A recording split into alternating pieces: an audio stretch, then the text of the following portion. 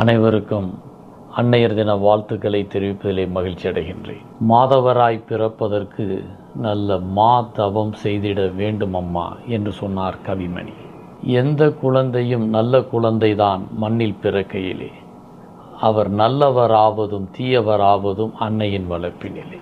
Mother means சாக்ரிஃபைசியல் life என்று நாம் பார்க்க முடியும். இங்கே தன்னலமற்ற சேவை என்பதுதான் தாயினுடைய மிகப்பெரிய பங்களிப்பு.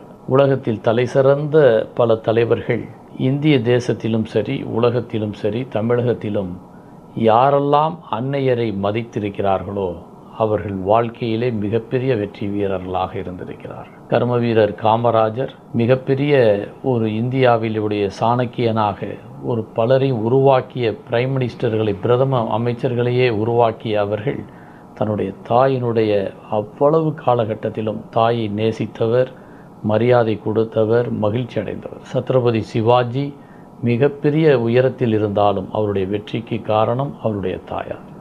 இப்படி அன்னையர்கள் தன்னுடைய கருவிலே இருந்து கல்லறை வரை அவர்கள் பங்களிப்பு மாபெரும் பங்களிப்பு. நம்முடைய ஆப்ரஹாம் லிங்கன் சொல்லும் பொழுது, அமெரிக்க நாட்டினுடைய ஜனாதிபதி, என்னுடைய தாயினுடைய மன்றாட்டு ஜெபம்தான் என்னை இந்த அளவிற்கு உயர்த்தி இருக்கிறது என்று அது எப்பொழுதும் நான் நினைத்து கொண்டிருக்கிறேன் என்று சொன்னார். Mother's heart is a child playground என்று சொன்னார்கள். அன்னையினுடைய இதயம் குழந்தைகளினுடைய விளையாட்டு தளம் என்று நாம் பார்க்க முடிகிறது. இங்கே ஒரு குழந்தைகிட்ட போய் உங்கள் வீடு எங்கே இருக்குது அப்படின்னு அந்த குழந்தைகிட்ட கேட்டால் அந்த குழந்தை சொல்கிறது, என்னுடைய அம்மா இருக்கும் இடம்தான் என்னுடைய வீடு என்று சொல்லும். அந்த அளவிற்கு உலகத்திலே ஒரு கவிஞன் சொல்லியிருக்கின்றான், நான் உலகத்திலே கடவுளை நாம் எங்கும் காண முடியாது, ஆகவே தான் அம்மாவை ஆண்டவர் படைத்திருக்கிறார் என்று. அதைப்போல நாம் ஒவ்வொரு இடத்திலும் பார்க்கின்ற பொழுது சங்கீதம் 139:14 சொன்ன அந்த வார்த்தைகளை இந்த நேரத்திலே பார்க்கிறோம். நான் பிரமிக்கத்தக்க அதிசயமாய் பிறந்திருக்கிறபடியால் கடவுளே உன்னை நான் வணங்குகிறேன். I will praise you for I am fearfully wonderfully made. உன்னுடைய அதிசயமான கிரியைகள் எனக்கு நன்றாய் தெரியும் என்று சொல்லியிருக்கிறார். 13வது வசனத்தில் உள் இந்திரியங்கள் உருவாகுவதற்கு முன்பு எப்படி என்னுடைய அவுட்வார்ட் அதை என்னுடைய இன்சைட்டில் நான் பார்க்க முடிந்தது என்று கடவுள் சொல்லுகிறார்.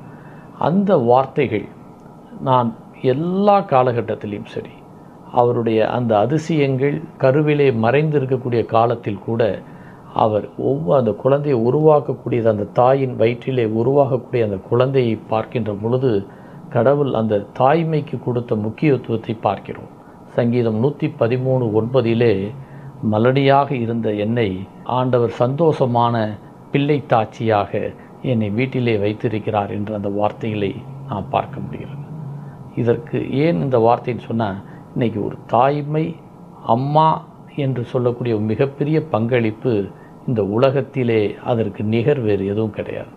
எல்லாரும் இன்றைக்கி அவர்களுடைய பங்களிப்பு என்று சொன்னால் இருதயத்தையே கொடுக்கிறார். வேத புஸ்தகத்திலே ஒரு பகுதியை நான் படித்து பார்த்தேன். அது எனக்கு மிகவும் ஆச்சரியமாக இருந்தது. எகிப்திலே இஸ்ரவேலில் இருக்கக்கூடியவர்கள் அங்கே மிக அதிகமாக பழுகி பெருகி கொண்டிருக்கக்கூடிய சூழ்நிலையை பார்த்து, அங்கே இருக்கக்கூடிய பார்வோனில் புதிய மன்னன் ஒருவன் வந்தவுடன் அங்கே இருக்கக்கூடியவருடைய எல்லாம் இவருடைய பலம் அதிகமாக இருப்பதை பார்த்து கோபம் கொண்டு அவன் பல முயற்சிகள் எடுக்கிறான். அங்கே இருக்கக்கூடிய இந்த இஸ்ரவேல் குழந்தைகள் அத்தனை பேரையும் கொல்ல வேண்டும் என்று அவன் முடிவெடுக்கிறான். முடிவெடுத்து என்ன செய்கிறான், அங்கு ஆண் பிள்ளைகளை, பிறக்கக்கூடிய பிள்ளைகளை எல்லாத்தையும் அழித்து விட வேண்டும் என்று மருத்துவச்சிகளிடம் சொல்லுகின்றான். அந்த மருத்துவ பெண்கள் அவர்கள் மிக தெளிவாக சிப்பியால் அண்டு பூவால் என்று சொல்லக்கூடிய அந்த இருவருமே அந்த பார்வோனினுடைய வார்த்தைகளை கேட்காமல் அவர்கள் செய்த எல்லா குழந்தைகளையும் பாதுகாத்தார்கள். பாதுகாத்ததனுடைய முக்கியத்துவம் என்னன்னு சொன்னால் 2 விஷயங்கள். அந்த குழந்தையை அவங்க ராஜா கேட்குறப்ப என்ன செஞ்சீங்க, ஏன் அந்த குழந்தையெல்லாம் பிறந்து அப்படி இருக்காங்க உயிரோடனா, அவங்க பலசாலியாக இருக்கிறார்கள் என்று சொன்னார்கள். அதற்கு பிறகு மருத்துவ தாய்மார்களை, மருத்துவச்சிகளை கடவுள் மிக ஆசீர்வாதம் கொடுத்து அவர்களுக்கு பழுகி பெருகுவது மட்டுமல்ல, அவர்களுக்கு எல்லா விதமான வாழ்க்கை செல்வங்களையும் வீடுகளையும் எல்லாம் கடவுள் கொடுத்தார் என்பதை பார்க்கிறோம். இதிலிருந்து நாம் தெரிகிறது, தாய்மையை பாதுகாப்பதும் தாய்மையை போற்றுவதும் மிக முக்கியமானது. இன்றைக்கி பார்த்திங்கன்னா அவங்க காப்பாற்றியதிலே அந்த மோசே மிக அற்புதமாக இங்கே பல லட்சம் மக்களை அவன் கானான் தேசத்திற்கு அழைத்து செல்லக்கூடிய ஒருவனாக அதில் வந்தான். அவனுடைய தாய் நைல் நதியில் அந்த குழந்தையை விடப்ப அந்த குழந்தையை எடுத்து அதே அரண்மனையிலே வளர்ந்து அவன் மிகப்பெரிய சாதனை படைத்ததை நாம் பார்க்க முடிகிறது. அது போன்ற ஒவ்வொரு மிகப்பெரியவர்கள் எல்லோருமே அந்த ஆண்டவர் கொடுத்த மிகப்பெரிய பொக்கிஷமாக பார்க்கிறோம். எபேசியர் 6:1 பார்க்கக்கூடியது ஆனர் யுவர் பேரண்ட்ஸ், பெற்றோரை கனப்படுத்து. அங்கே இருக்கக்கூடிய பெரிய பிளஸ்ஸிங், பெற்றோரை யார் கனப்படுத்துகிறாங்களோ அவங்களுக்கு டபுள் ஃபோல்டு பிளஸ்ஸிங்கை கொடுக்கிறார். நீண்ட ஆயுள், மிகப்பெரிய செல்வம், இது எல்லாமே கொடுக்க உபாகமத்திலும் சொல்லப்பட்டிருக்கிறது. இங்கே இருக்கக்கூடிய எபேசியர் நியூ டெஸ்டமெண்ட்லையும் சொல்லப்பட்டிருக்கிறது. இன்றைக்கி நாம் ஒரு கருத்தை பார்க்கிறோம். ஒரு குழந்தை வரப்போ டிசைன் ஆரப்பிய அது அவங்க திசுக்கள் எல்லாம் முதலிலே ஃபார்ம் ஆகிறது. 5வது வாரத்தில் பார்த்தா அவங்க இதயம், அங்கே இருக்கக்கூடிய சேம்பர் அங்கே உருவாக்கப்படுகிறது. அறைகள், இதய அறைகள் வருகின்றன. 7வது வாரத்தில் பார்த்தா குதி, கால், விரல்கள் அங்கே ஃபார்ம் ஆகுது. 10வது வாரத்தில் பார்த்தா தொடு உணர்ச்சி அங்கே வருகிறது. இப்படி மிக மிக மிக மிக அற்புதமாக அந்த குழந்தைகள் வருவதை நாம் பார்க்க முடிகிறது. அன்னையர்களை நாம் மதிக்க வேண்டும், பெண்மையை போற்ற வேண்டும். அன்னையர்கள் எங்கே இருக்கிறார்களோ அங்கே மாபெரும் வெற்றி உண்டு. மாக்சிம் கார்கி எழுதிய தாய் என்ற ஒரு புத்தகம் மிகப்பெரிய புரட்சியை ஏற்படுத்தியது சோவியத் யூனியனிலே.